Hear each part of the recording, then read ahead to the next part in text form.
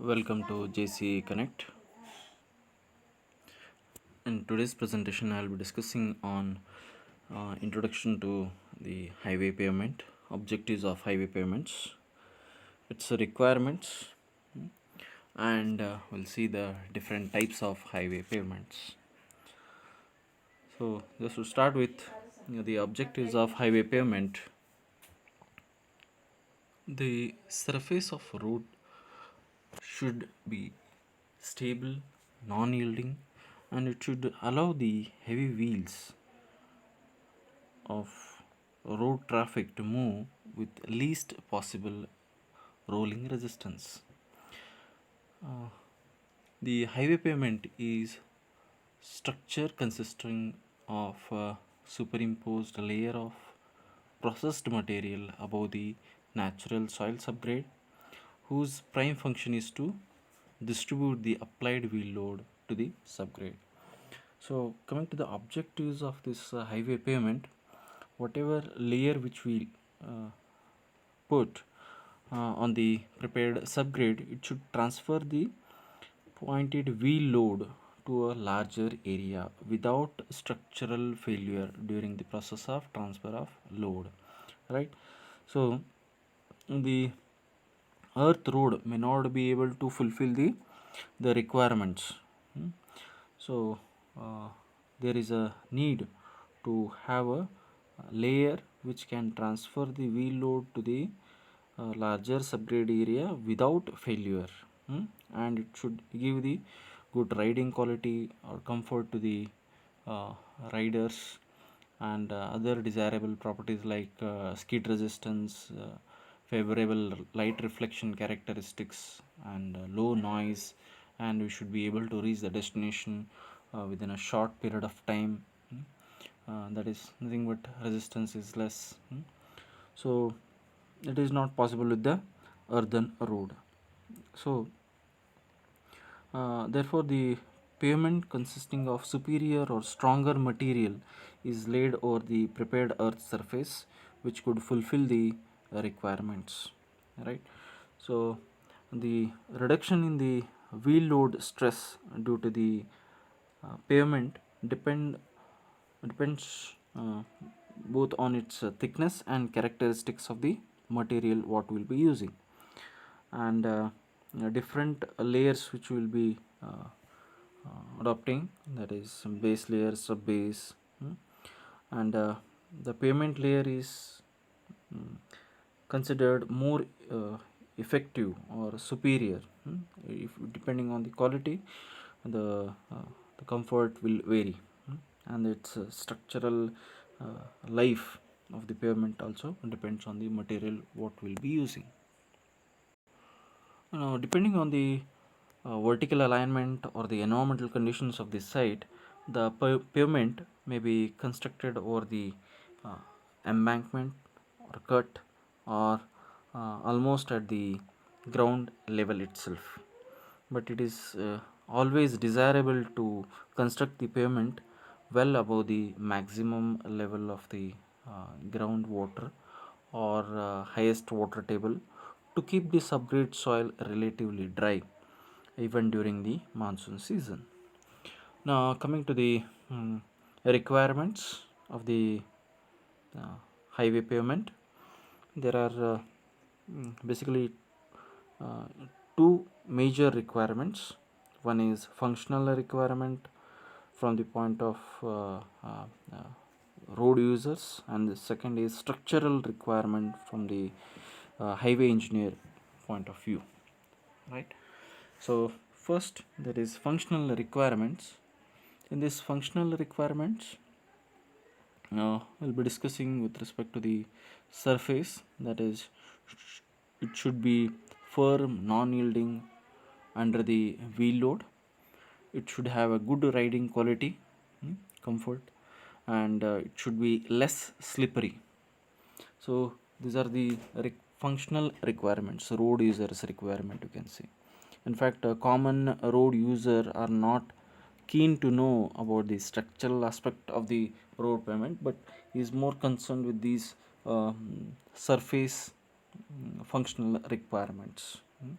because ultimately it affects the vehicle operation cost. If the riding comfort is not there, then if it is very much slippery, accidents may occur. If it is too rough, then there may be the tire consumption may be more, right? If it is not a comfortable ride, then there may be psychological or physical disturbances to the rider. Then the structural requirements. Second, here the structural design of pavement is to be carried out, and considering the various design factors related to the what we for which we are designing, that is the traffic, on which we are designing, that is on the soil, what is the type of the soil, what is the type of the traffic which is going to come, what is the rainfall in that particular area, that is nothing but drainage, what is the climatic condition, what is the maximum and minimum temperature in that particular region, environmental factors, and the desirable design life, for how many years you are going to design this particular pavement it should serve, that all need to be considered. As a highway pavement engineer will be seeing all these aspects. So the pavement structure from bottom to top, if you are taking, typically it should consist of these layers. That is, will at the bottom will be having a prepared subgrade soil, then granular subbase course, which also serves as a drainage layer within the pavement structure. Next is base course and the surface course. Next is the types of pavement structures.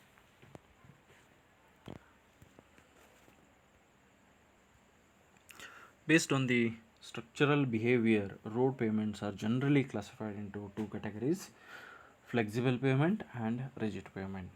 The other type of classification or types you can say, that is semi-rigid pavements or composite pavements, or the second type it may be interlocking cement concrete block pavements, ICBP. So these are the few types of pavements in that we'll be discussing on flexible and rigid pavement in detail. As I was mentioning, the first flexible pavement. Here in this flexible pavement, the wheel load are transferred by grain to grain contact of the road aggregate through the granular structure, and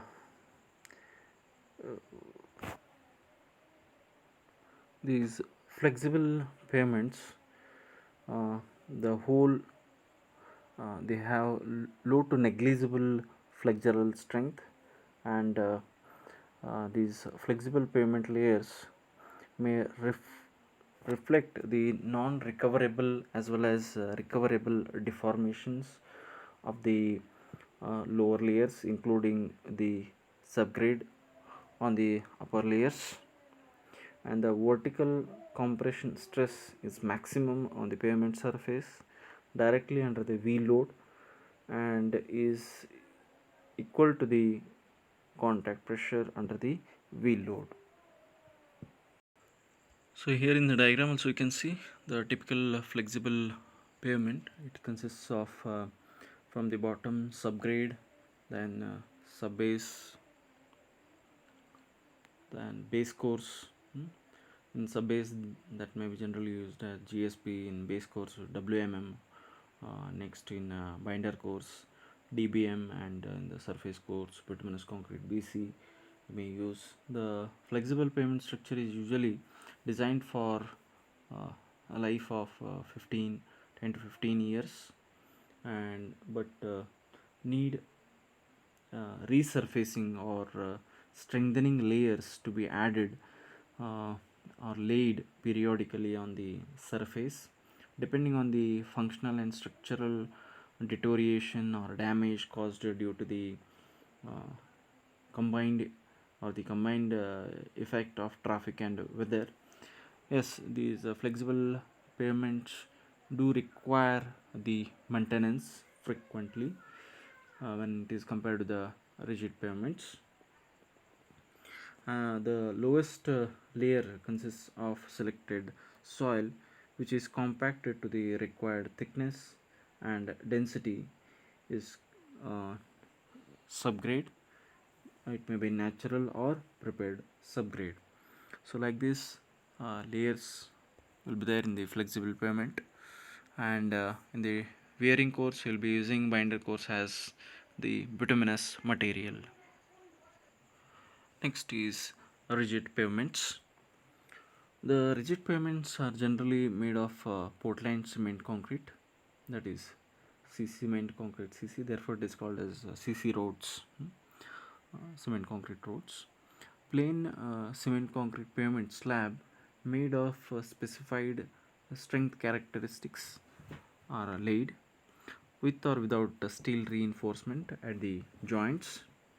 Most common material used in for the design and construction of rigid pavements is high quality plain cement concrete, uh, meant for the pavements. Generally, it is called as PQC, that is pavement quality concrete. The CC pavement slabs made of PQC are generally expected to sustain up to 45 kg per centimeter square of flexural stress.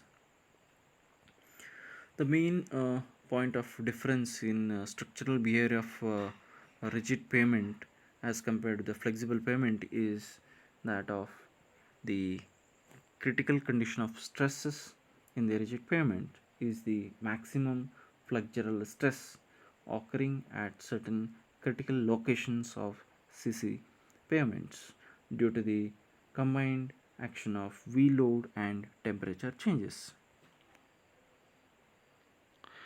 Uh, the stress in the rigid pavements are analyzed using the elastic theory, assuming the pavement as an elastic plate resisting over an elastic or viscous foundation.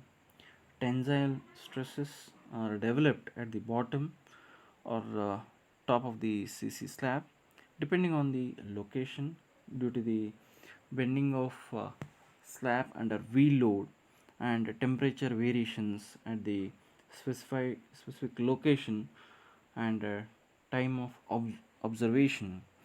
Thus, the uh, types of stresses developed and their distribution within the cement concrete pavement slab are quite different when compared to the stresses that are developed in the flexible pavements. The cement concrete slabs made of uh, PQC can vary uh, well serve as good wearing surface as well as an effective base course. The cement concrete pavement slab is not laid directly over the subgrade.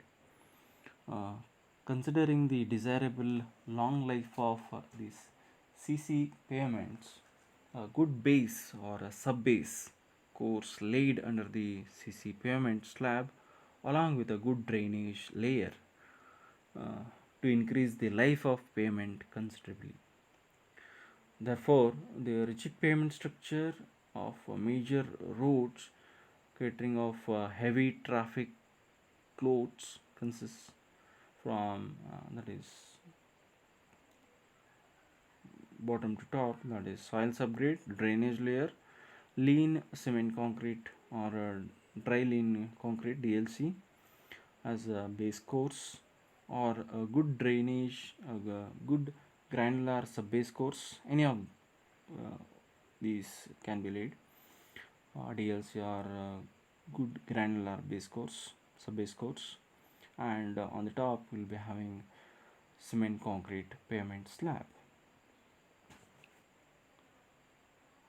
So today we had seen the introduction objectives of highway pavement, like objectives. It should be it should serve the uh, purpose for which the commuter is coming on the road, that is to reach from origin to destination, for which he requires certain requirements. That is, during all weathers you should be able to reach his destination with good riding quality, comfort, uh, with a good skid resistance. Safely should be able to reach the destination, right? And it should be well above the ground level. Next, we had seen the requirements. In that, we had seen two types: functional requirements and uh, structural requirements. In functional requirements, we had seen, that is with respect to surface, that should be firm, non-yielding, and it should give the good riding quality. It should be less slippery, right? In structural requirements, we had seen the as a structural or the pavement structure engineer, a pavement engineer, he looks for, apart from these uh, surface characteristics, he should design it for a whatever upcoming traffic load for it, for whatever design life for which he is designing, depending on the type of the soil, drainage condition, climate, environmental factors, design life. You need to consider all these factors, and for which you need to design the pavement. And we had seen, that is subgrade, subbase, base, wearing course will be there in the structural requirements, structure as in structure layers. Next, we had seen the types of pavements: flexible, rigid, then composite, then ICDP. So in that, we had, in brief, we have discussed on flexible pavement and rigid pavements. And flexible pavements, that is very low negligible flexural strength will be there. In case of there will be vertical compressive stress is maximum on the pavement surface directly under the wheel load, and its design life is 10 to 15 years maximum. If you take that is village roads or MDR, ODRs and all, it is less than 10 years also, because their frequency of vehicles and the type of material funding, based on that, design life is relatively less. But in case if you go for state highway or national highways or expressways with flexible pavements, its design life is relatively more, and we need to relay the upper layers. In case of flexible pavement, it requires or demands for regular maintenance. Next, we had seen rigid pavements. In rigid pavements, uh, that is most commonly known as PQC, pavement quality concrete, or CC roads, and its design life is 30 to 50 years. It acts, there is no grain to grain action. Here it is a slab action takes place, and it is designed to have a more life, good riding quality. Heavier wheel loads can be carried on the rigid pavements. And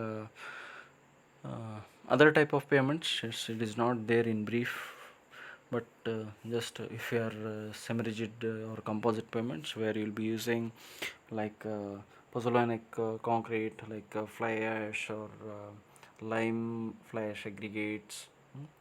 So there it is semi-rigid or composite pavements becomes. Next is interlocking cement concrete block pavements, or CPB, cement or concrete paver blocks. Most of the time we had observed in the on footpath or in the junctions, intersections. So they'll place this CPBs or ICBPs, right? Thank you very much.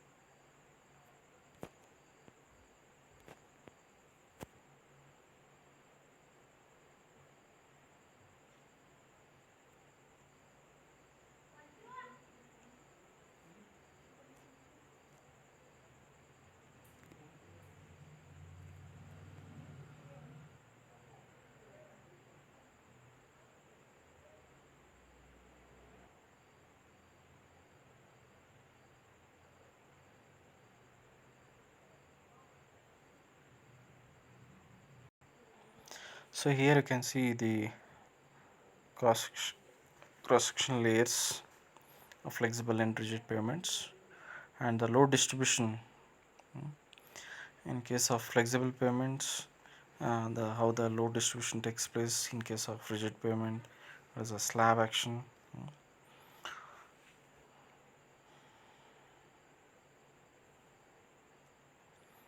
So thank you very much. Please do like and subscribe the channel. Thank you.